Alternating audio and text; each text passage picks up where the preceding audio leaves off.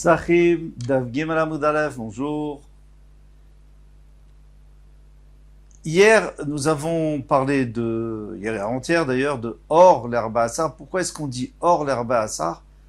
Est-ce que c'est le soir ou est-ce que c'est le matin? Machloket. Et maintenant, on a apporté des preuves pour les uns et pour les autres. Maintenant, on va apporter des preuves uniquement pour celui qui dit Or l'herba Assar, que c'est la nuit, le soir, la veille, d'ailleurs comme la halacha. Alors, la dernière ligne, Métivé Marzoutra, on tourne la page. Ama Pelet Or les Shmonim.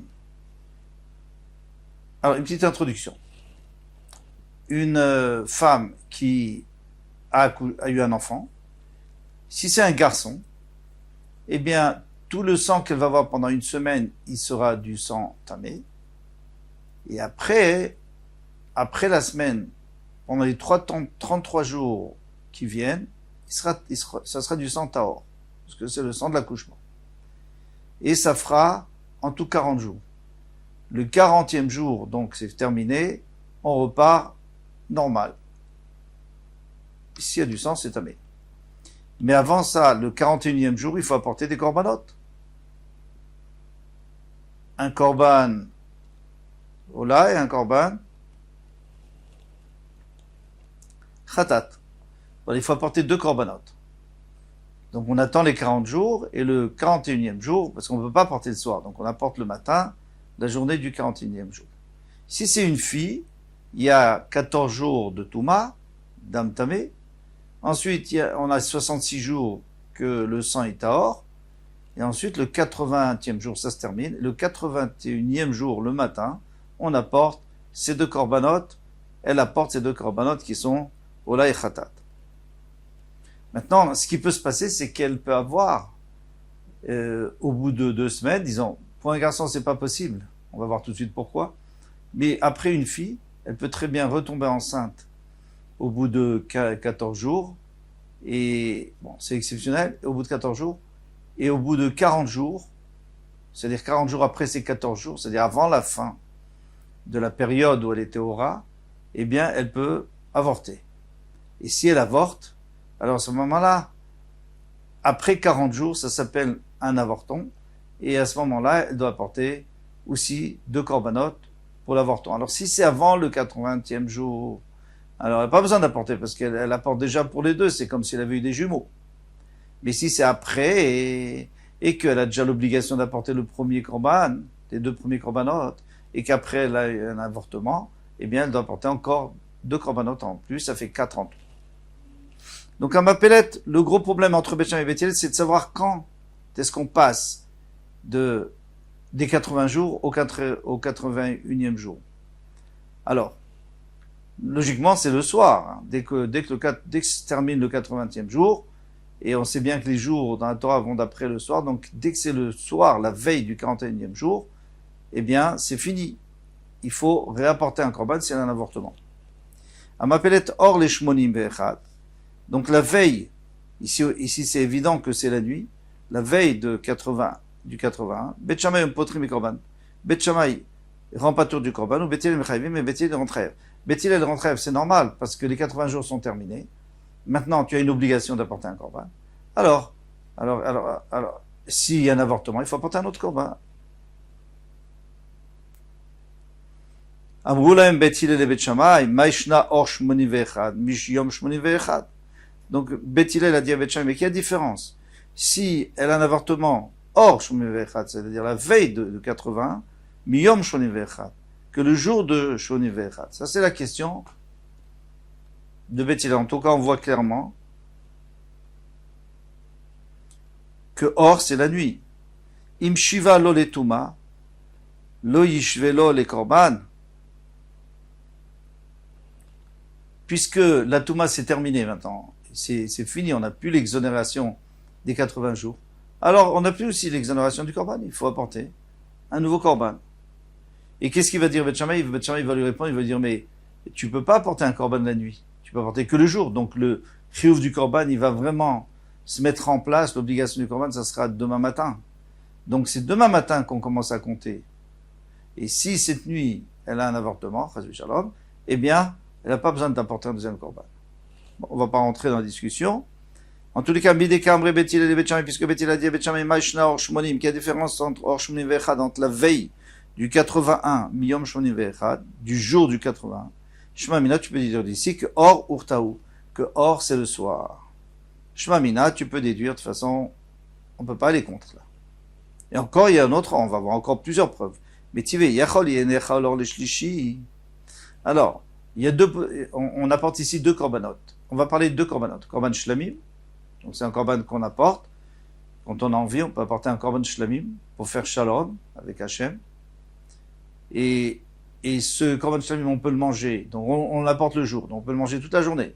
La nuit, et le lendemain. Ça fait 2 jours et 1 nuit.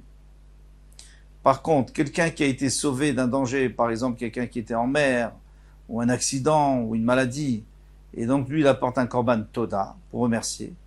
Et ce korban Toda, il peut le manger le jour et la nuit d'après. Et le lendemain matin, c'est terminé, il faut le brûler. Donc il a 1 jour et 1 nuit.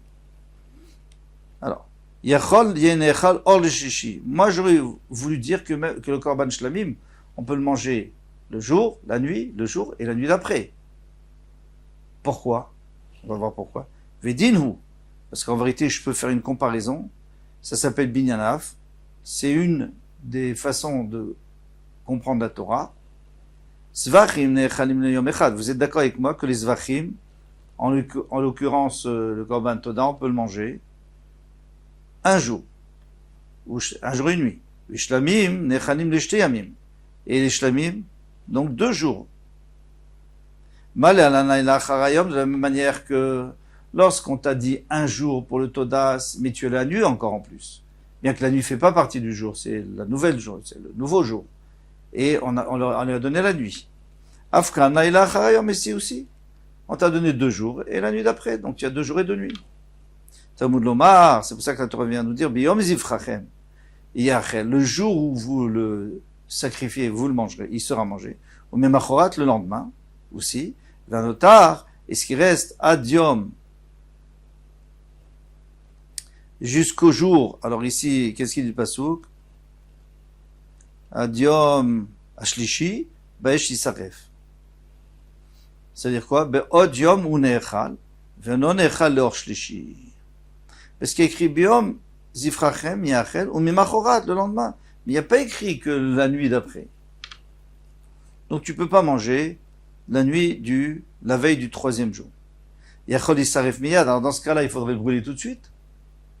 Puisque les autres korbanot, dès qu'on a fini et qu'on peut plus les manger, il faut les brûler tout de suite. Vidinu, zvachim nechalim leyom valayla. Vous êtes d'accord avec moi que les zvachim, alors il y a le korban toda, il y a aussi le korban pesach, qu'on mange le jour et la nuit. Laïla echat. Et une nuit. Ou shlamim nechalim shteyamim velaïla echat. Et les shlamim, 2 jours et 1 nuit au milieu. Mal alan tekef lachil atzrefa. De la même manière que dans les autres korbanot, tout de suite après, le matin, quand la nuit s'est terminée, qu'on n'a plus le droit de le manger, parce qu'on a 1 jour et 1 nuit, il faut tout de suite le brûler. Bien que pour le korban pesach, on ne le brûle pas parce que c'est Yom Tov, mais on devrait le brûler normalement. Afkan tekef lachil atzrefa. Ici aussi, eh bien, juste après la achila, juste après de pouvoir, quand on peut plus le manger, c'est-à-dire la fin du 2e jour avant la nuit, eh bien, srefa, à la nuit, il faudrait le brûler. Talmud Lomar, ve'anotam mibasar azevar. Alors c'est pour ça que la Torah vient nous apprendre que ce qui reste de la chair du zevar, du sacrifice, biyom hashlishi baesh saref. C'est le 3e jour qu'il faut le brûler. Biyom ata soref, tu le brûles le jour, viyata sur le faux balayla, et tu peux pas tu n'as pas le droit de le brûler pendant la nuit. Donc il faut attendre le lendemain matin. Toujours est-il, qu'est-ce qu'on a vu? Mideka marié nechal or leshlishi. Qu'est-ce qu'on avait proposé qu'on puisse le manger la veille du 3e jour? Et le lendemain, c'est sûr que non. Il faut le brûler. Alma or taou. Donc je peux déduire d'ici que or c'est le soir, shmaminat, tu peux déduire, c'est une très bonne preuve. Tashma, une autre preuve. Or chez le Yom Kippour imit pas le Sheva. Alors on sait qu'à Yom Kippour, le soir, or ici c'est le soir, parce qu'après on va dire et le matin, Shacharit. Donc pour l'instant on est le soir. Le soir, chez le Yom Kippour imit pas le Sheva, il fait 7 brachot dans la Amida. Au lieu des 18 brachot dont on a l'habitude, il fait 3 premières brachot, 3 dernières, et au milieu, il met une seule bracha, comme Shabbat. La bracha qui parle de Yom Kippour, et comme chaque fête. ou mitvade, mais en plus il doit faire le vidouille, c'est-à-dire il doit reconnaître ses fautes, parce que Yom Kippour c'est le jour de la kapara et c'est le jour où on doit faire teshuva. Shacharit, le matin, encore une fois, mitvade sheva, il fait 7 brachot, mitvade, et il fait encore le vidouille. Il reconnaît ses fautes. Bemoussav, mitvade sheva, mitvade, amoussav, bemilcha, mitvade sheva, mitvade, ba'arvit, maintenant, quand on arrive au arvit de Motse Kippour, normalement, il devrait faire 18 brachot, c'est ce qu'on fait. On recommence, c'est la tefila de Chol. Mitpalel men shmona esre. Shmona asar. Il fait men shmona asar, c'est-à-dire, il fait les 3 premières brachot, les avot, les 3 dernières, et au milieu, il fait une longue bracha qui contient toutes les brachot. Mais un extrait de chaque brachot. Donc, il dit Avinenuz, que tu nous fasses comprendre ta Torah, au lieu de dire Atachonan, etc. Et après, il parle de Teshuvah, et il parle de Slicha, et il dit juste quelques mots de chaque bracha. Men shmona asar. Très bien. Pourquoi il fait ça? Parce que comme il est fatigué, c'était long, alors on lui permet de prendre ce raccourci. Rav Hanina ben Gamliel Omer, Mishum Avotav, Rav ben Gamliel dit au nom de Rabban Gamliel, Mitpalel, Shmona Esre, Shlemot. Il fait, Shmona Asar, il faut dire, 18 brachot entières, comme en semaine. Parce qu'il faut dire Avdallah. Dans Atachonan, la Dandat, donc si tu raccourcis la bracha de Atachonan, en vérité, tu pourrais aussi dire la Avdallah, Atachonan Tanu. Pourquoi est-ce que on peut pas le dire? Tous les farshim se posent la question. On sait que quand on dit Avinenu, quand on fait cette tefila courte, la raccourcie, on peut pas dire Atachonan Tanu. Pourquoi on peut pas le dire? Qu'est-ce qu'il y a? Tu dis bien, tu parles de la Chochma, alors Avinenu au début, tu n'as qu'à parler aussi de ça. Répondez les farshim que on risque de s'embrouiller. Pourquoi? Parce que c'est pas une fila qu'on a l'habitude de faire. On l'a fait vraiment dans un cas exceptionnel où on est en danger, on n'a pas le temps de faire la mida, ou un endroit dangereux, ou alors par exemple là où il est affamé, il a passé tout un kippour. Alors il va s'embrouiller, parce que déjà il n'est pas clair dans sa tête, il n'avait pas de sidurim. Alors si en plus il faut rajouter un tachonan tano, il va s'embrouiller. Alma or urtao. Dans tous les cas, on a bien vu qu'on parlait bien de Harvit. Donc, or, c'était le soir. Shma mina, tu peux dire. Tashma, encore une autre preuve. Tané debe Shmuel. On a enseigné dans Betamidrash de Shmuel, Lele Arba Asar, Botkim et Achametz, le Horaner. La veille du 14, on vérifie le Chametz, le Horaner. Alors là, c'est clair. Là, il parle vraiment du 4 Chametz. Donc, on ne peut pas faire mieux. C'est la meilleure preuve. Alma or urtao. Donc, je peux dire d'ici que le or, c'est le soir. Alors, on a gardé la preuve pour la fin, peut-être une des meilleures preuves, et la Ben Ravuna, Ben Raviuda. Alors maintenant, on a un problème entre Ravuna. Pourquoi il a dit que c'est le matin? Il a dit Nagé, c'est le matin. Alors, qu'est-ce qu'il va faire maintenant, Ravuna? Toutes ces preuves contre lui. Il dit qu'on doit vérifier le Chametz le matin. D'où il a sorti ça? Et la Ben Ravuna, Ben Raviuda, soit la Ravuna qui a dit le matin, Nagé, Veraviuda qui a dit le soir, les Kulalma or urtaou. Tout le monde est d'accord que c'est le soir. Or, les Arbassa, c'est sûr que c'est le soir. Même Ravuna est obligé d'être d'accord avec ça. Mais l'obligé, ils sont même pas en marloquette. Marc et Atré, il y en a un qui a dit comme on avait l'habitude de dire dans sa ville, dans son endroit, ou Marc et Atré. Et l'autre aussi. Béatré des Ravuna, dans l'endroit de Ravuna, Karou, Nagé, on disait jamais la nuit. C'est pas, la nuit, c'est comme tu dis quelqu'un aveugle. On dit pas ça, on dit, il voit bien. Ou alors, par exemple, un Beta Kvarot, un endroit où il y a des gens qui sont enterrés, on dit Beta Chaim, l'endroit de la vie. Ou Béatré de Raviouda, Karou Leile. Mais dans l'endroit où habitait Raviouda, on disait l'aile, le soir. Nagé, ça veut dire la lumière. En fait, c'est une façon de parler. Tu dis c'est la nuit, au lieu de dire c'est l'obscurité, c'est triste, on dit c'est la lumière. Maintenant, Vetana Didan, Maïtama Lokatane Leile. Maintenant, notre Tana, pourquoi il n'a pas dit le soir? Puisque lui, il n'habite pas à l'endroit de Ravuna, c'est un Tana. Ravuna, c'est un Amora. Alors, il m'a répondu, Lishna Me'alia ou Denakat. Il a voulu utiliser un langage beau, un langage élevé. Au lieu de dire, alors, nous disait le Farshim, justement au début, tu vas pas commencer une Masechet en disant Laïla, la nuit, l'obscurité non. On ne commence pas comme ça la Masechet. Alors pour commencer la Masechet, plus tard on peut utiliser ce mot, mais pour commencer on va dire or, la lumière. La lumière, c'est-à-dire la veille du 14. C'est comme Rabbi Yoshua ben Levi, Rabbi Yoshua ben Levi, quelqu'un ne devrait jamais sortir quelque chose de négatif de sa bouche. On va voir. Le passouk qu'il a rajouté, pas seulement il a rajouté 8 lettres, mais en plus il a détourné, parce qu'au lieu de dire positif, il a dit négatif, vous allez voir. Au lieu de dire Velot si d'avoir mégoné, il ne faut pas faire sortir quelque chose de négatif de sa bouche. C'est Nehemar. Mina Behema Teora. D'accord. Vous prendrez, on parle de noir qui va dans la Teva, on lui dit tu prendras de la Behema Teora tant et tant, la Behema qui est pure 7, Mina Behema Sherenena Teora, mais celle qui n'est pas Teora. On aurait pu dire Mina Behema Tmea, on aurait gagné pas mal de lettres. Il a dit Sherenena Teora, qui n'est pas Teora. Alors combien on a gagné? On a gagné 8 lettres. Si vous faites le compte, vous verrez, on a gagné 8 lettres. Bien qu'en vérité, il y a un petit problème. C'est qu'il y a écrit Théora sans Vav. Asherin la Torah. Donc en vérité, c'est moins que 8 lettres. C'est 7 lettres.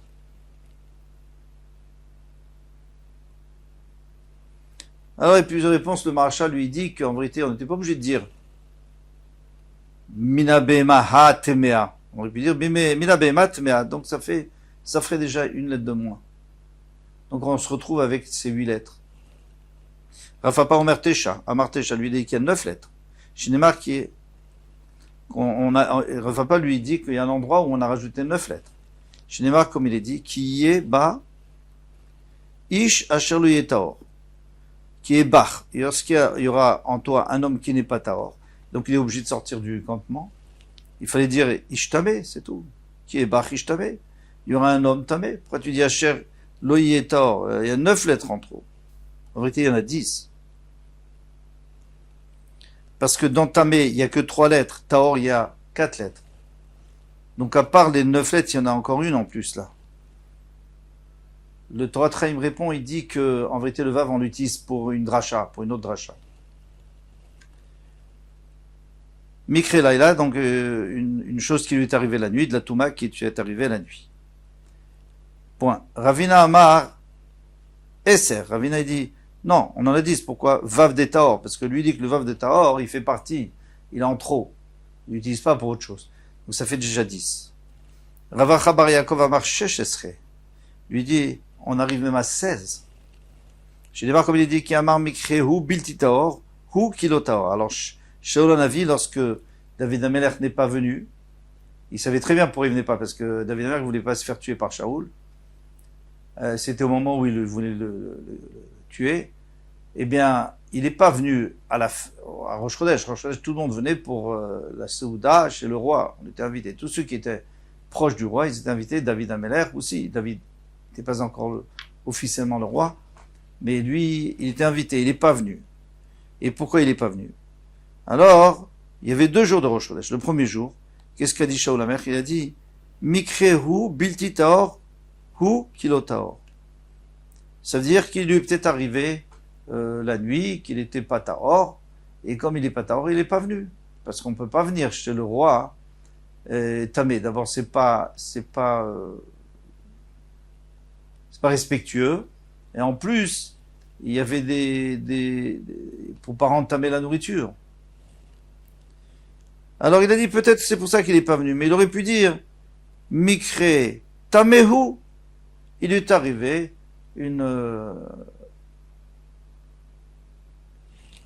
un Mikre, c'est-à-dire quelque chose qui était inattendu et qui n'est pas taor, qui est tamé. Pourquoi il a dit Bilti taor ou kilo taor? Il a rajouté 16 lettres.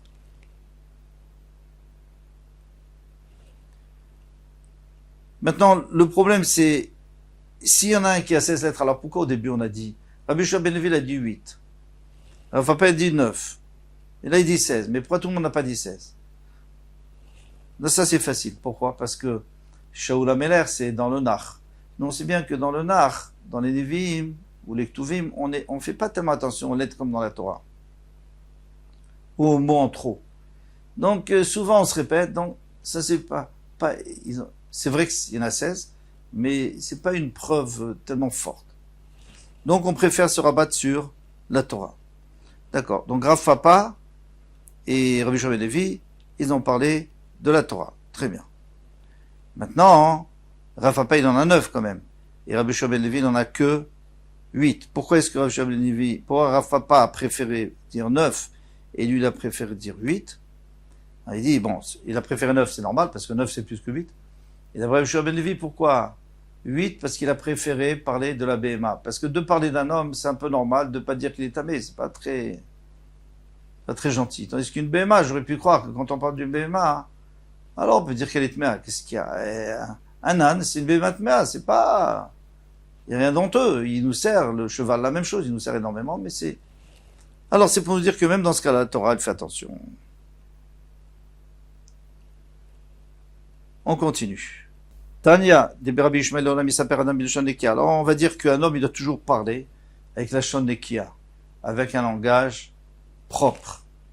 Charé Bézav, parce que dans le cas du Zav, donc quelqu'un qui a une maladie, qui est impur, et il s'est assis sur, par exemple, un cheval, il y a la selle, elle devient Tmea. Et ça s'appelle Merkav, l'endroit où il chevauche. Donc le keli, l'objet sur lequel il chevauche. Pour l'homme, on a dit ça. Ou Beisha, pour la femme, on n'a pas dit ça. Car au Moshav, on a appelé ça le siège. On n'a pas voulu dire chevaucher, parce que chevaucher, ça sous-entend que elle doit écarter les pieds pour s'asseoir.